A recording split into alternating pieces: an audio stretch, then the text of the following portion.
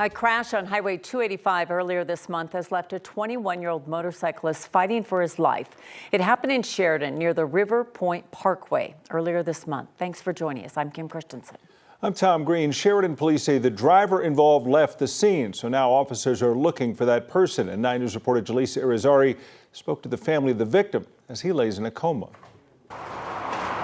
The speed of a busy highway is no match for just how fast I'm the big brother. Time flies. Let me pull up these images. Alexander Makarov is quickly learning that. This right here was a month ago. Very excited to have all his friends and family together to celebrate his next milestone in life. He is Sean Ayers. And then one more picture. Alexander's brother, who has spent the last 10 days at Swedish Medical Center after one traumatic night.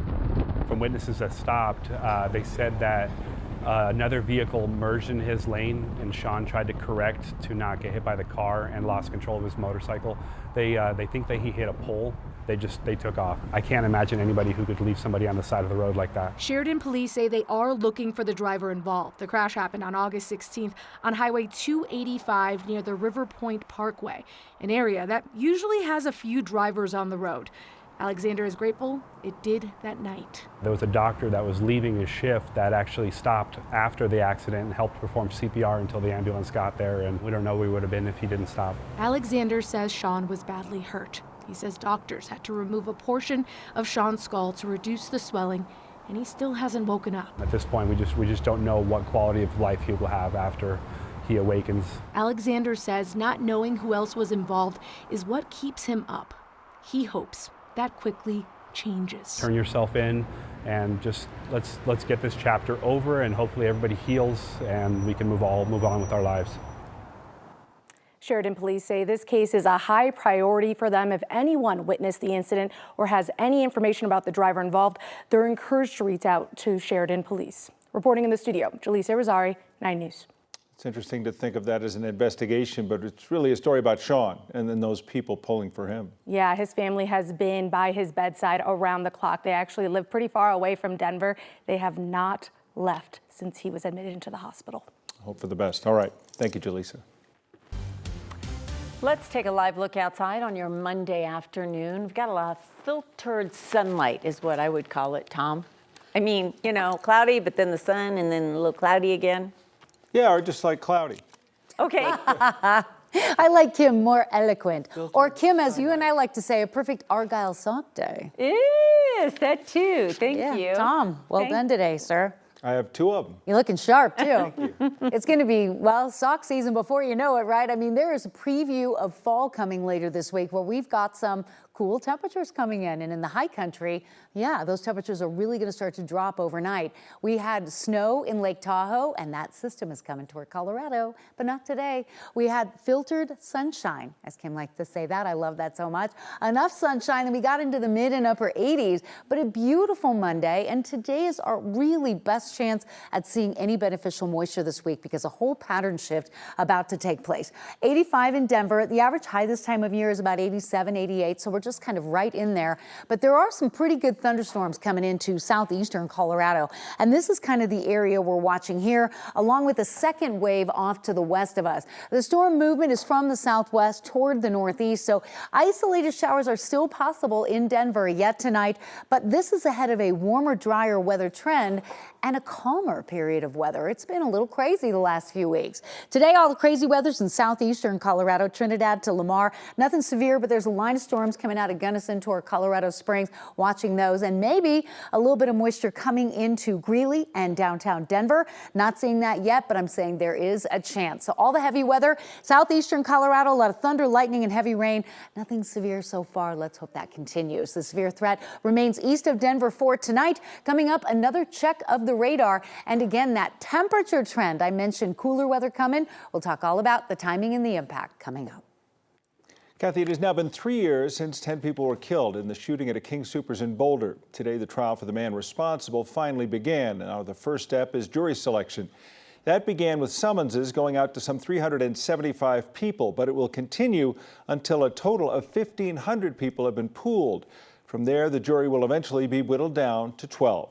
Investigative reporter Kevin Vaughn has much more on this story coming up on 9 News at 5. A former Littleton Schools bus aide seen on video punching a nonverbal student has pleaded not guilty to the 11 charges she faces. We do want to warn you the video of the incident is hard to watch.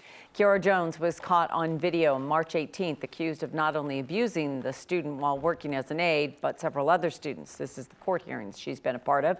Attorneys representing at least 2 families said their kids had unexplained injuries, including bruises, a lost tooth, a broken toe, and a black eye.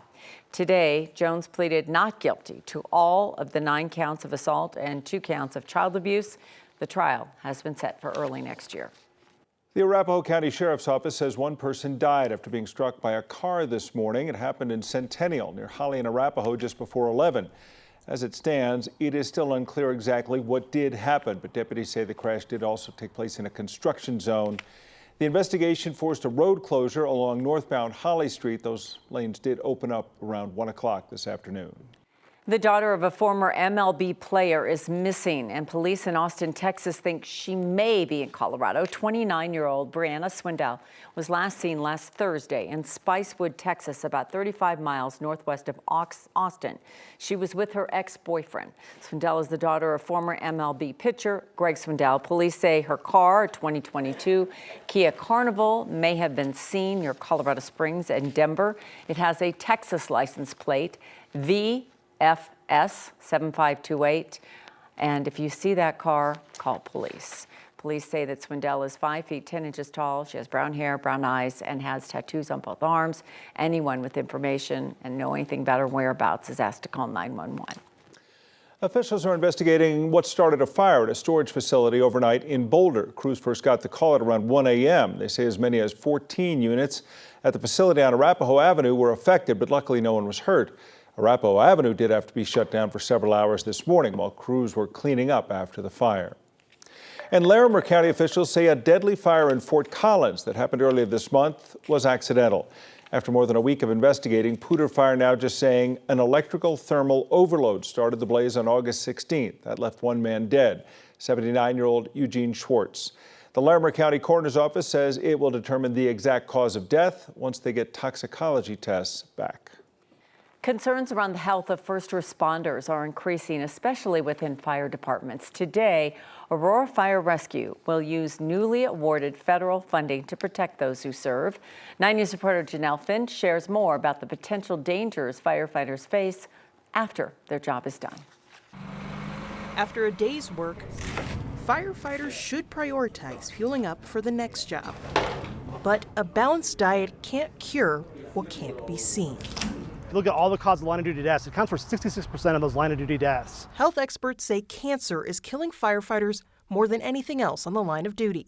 Aurora Fire Medical Director Dr. Eric Hill says work environment contributes to risk of illness. If you think about where a firefighter spends, when they're running to a call, it's all the hazmat. When you go to these fires, it's all the soot. And so when they're exposed to that, day in, day out, on their job, that increases their risk of developing cancers. Aurora Fire is getting ahead of the disease by getting on top of regular cancer screenings. A FEMA grant provided the department with $420,000 to begin new preventative testing. Being awarded this grant will have a generational change to this agency. Alan Robnett is the Aurora Fire Deputy Chief. In his 35 years with the agency, 2 of its firefighters died from cancer. So this really hits home to us because these aren't, numbers or statistics. These are our friends, and we know these people. Robnett says this federal funding allows the department to concentrate on its greatest asset, its people. Aurora Fire Rescue says it has about 425 personnel on staff, and it'll take about 10 weeks to do both screenings and physical on each one.